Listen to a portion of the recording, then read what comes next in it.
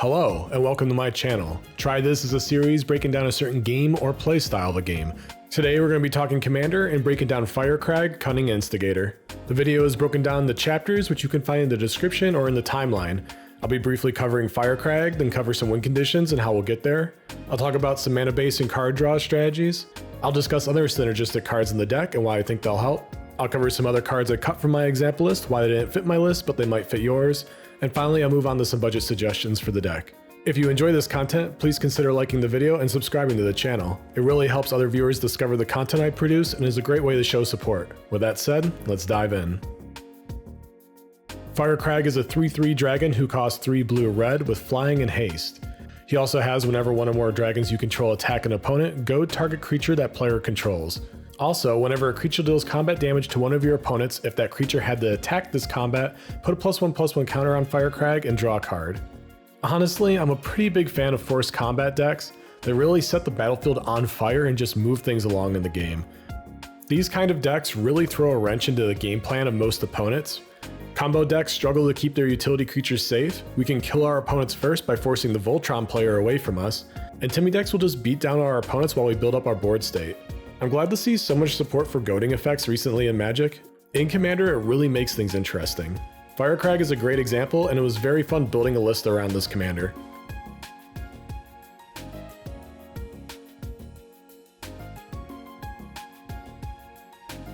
We're going to try to either win with commander damage or by forcing our opponents to destroy one another. We could run Firkraag as a Dragon Tribal commander, but honestly I think he's better as a forced combat and Voltron commander. We can only goad one thing at a time per player that we attack into with dragons, so having a bunch of dragons swing into our opponents doesn't really do that much. I'm running a few dragons that can play into his ability, but there are far more effective ways to force combat outside his attack trigger. Playing into the forced combat strategy will naturally build up Firkraag as a Voltron threat and draw us in the cards to fuel our deck. As the game advances, we should get more and more of these triggers while our opponents build up their board state. I'm running one alternate win condition in Hellkite Tyrant. This should be a solid backup plan with all the treasure making effects we have, all our own Voltron equipment, and anything else we steal. Being a dragon, the Tyrant can also goad some more of our opponent's creatures.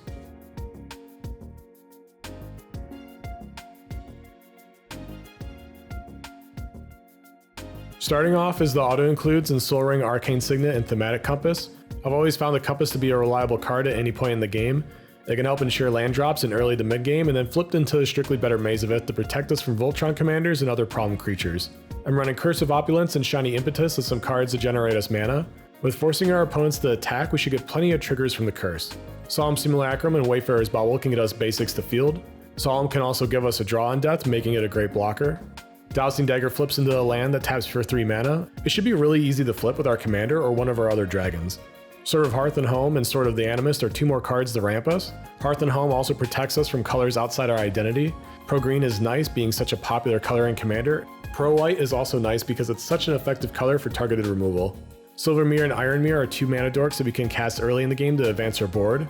I recently discovered the Mirror Cycle mana dorks, and honestly I run them in so many lists now. They are very useful mana dorks that help decks outside of green to ramp early on. Talisman of Creativity and Ornithopter of Paradise are 2 more cards to provide us with some early game ramp. They can both tap for whatever mana we need, making them flexible mana sources. Dockside Extortionist and Treasure Nabber are some low CMC creatures that can vary in effectiveness but could give us access to a ton of mana. Treasure Nabber doesn't actually give us any mana but steals mana rocks for us. I think this card is kind of funny because so many opponents react to it in such over-the-top ways. I've seen opponents avoid using their rocks completely until it's gone over multiple turns.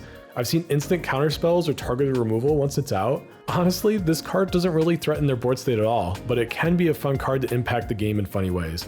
Let me know in the comments how this card has impacted your games. Does your pod act the same way, or are people sort of just like meh when they see this card? Goldspan Dragon and Ancient Copper Dragon are 2 powerful creatures to generate treasures. They're a little over the top with how much ramp we have in this deck, but they play into Firkraag's ability and our alternate win condition in Hellkite Tyrant.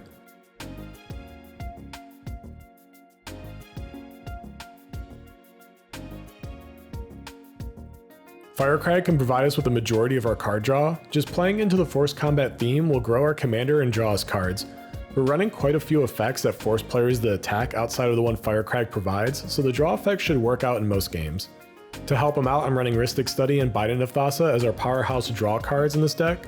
Biden of Thassa should reliably draw us cards with our commander and other dragons. Also, since we're forcing our opponents to attack in most games, their creatures will be tapped down, leaving them open to our attacks. On top of all of that, it's one of the cards that can force our opponents to attack. Mask of Memory and Curse of Robustity are 2 more cards to provide us with card draw.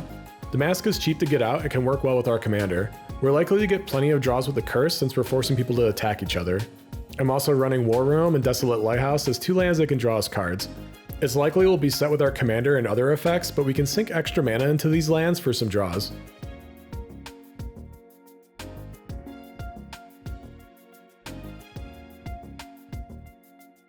We're focusing on forced combat to power our deck.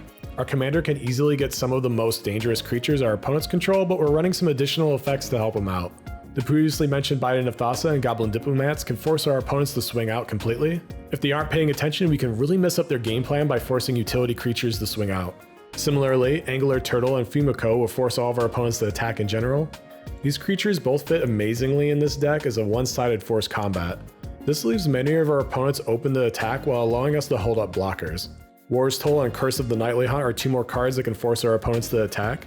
With so many goat effects in our deck, War's Toll can reliably make everything attack. Forcing our opponents to tap down their lands is also useful to protect us from counterspells and instant speed removal. Koma Inu Battle Armor and Goblin Spy Master provide us with some more ways to force our opponents to attack. The Battle Armor can buff our commander to play into our Voltron win condition. It also forces their whole board state to attack on the following turn. The Goblin Spy Master is a little slow and ineffective in early game, but once everyone builds up their board state, it can really light up the battlefield. Warmonger Hellkite and Public Enemy are 2 more cards that will force everyone to attack. The Hellkite can provide a bit of politicking in the game since we can buff everyone's creatures with it. Public Enemy is actually a very effective aura that we can use to declare war on a specific opponent.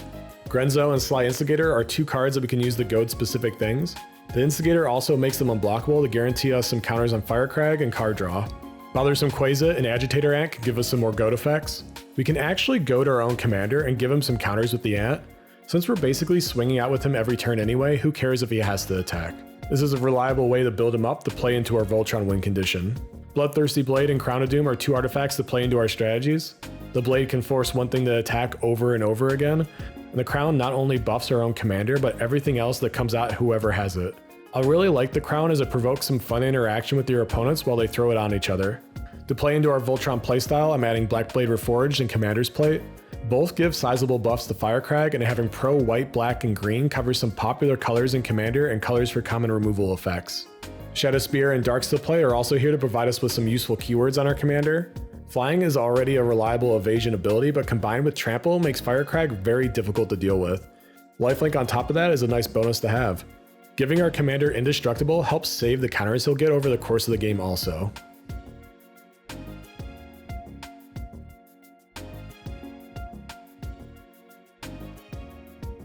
The cutting room floor is where I talk about some cards around or over $10 at the time of recording that I cut from my list for various reasons but are worth mentioning to run.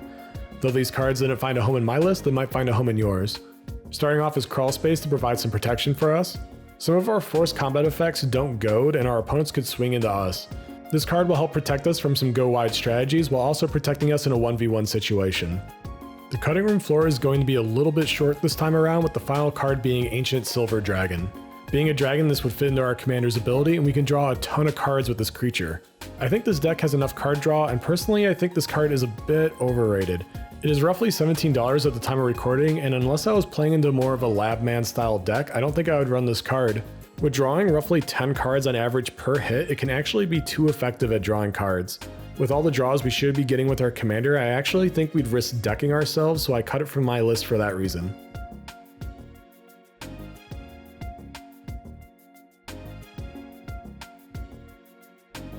Rite of the Raging Storm and Propaganda are 2 great cards that fit into this deck. Propaganda is a great protection card for us when we're forcing so many things to attack. Maskwood Nexus and Arcane Adaptation can turn the rest of our creatures into dragons. I'm not really playing into the tribe for this deck, but if you want to play into the dragon theme more, then these would be good cards to include in your list. Kindred Discovery is also a great card if you want to play into the dragon tribe more. I'm happy to see this card reprinted so it can make it into the budget section. This card can be very effective when there are enough creatures in the tribe, as we don't even need the connect to draw cards. Skyline Despot and Emberwild Captain are 2 cards that introduce Monarch into the game. Skyline plays into our commander's ability, and the Captain can deter our opponents from attacking into us if we're the Monarch. Mocking Doppelganger and Popular Entertainer are 2 cards that help goad more creatures. The Doppelganger can copy something our opponents control while also forcing it to attack somewhere else. I didn't cover every card in this deck or every suggestion I have for Firkraag, so if you'd like to see the rest, check out the deck list in the description below.